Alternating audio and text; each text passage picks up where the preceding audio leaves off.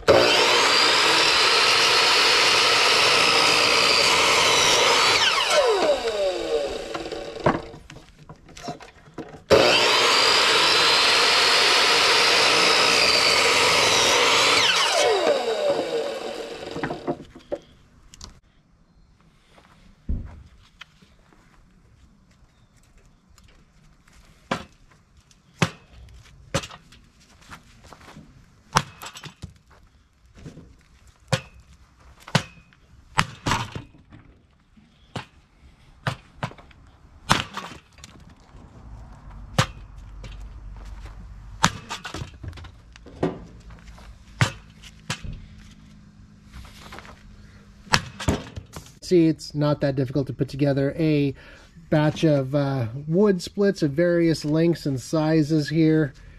This is more than enough to take care of a 6 to 8 hour cook. Nothing fancy.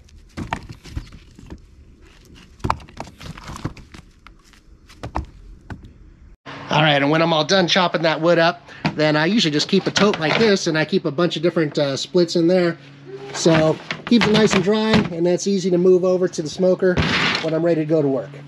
And that's it. Pretty simple, right?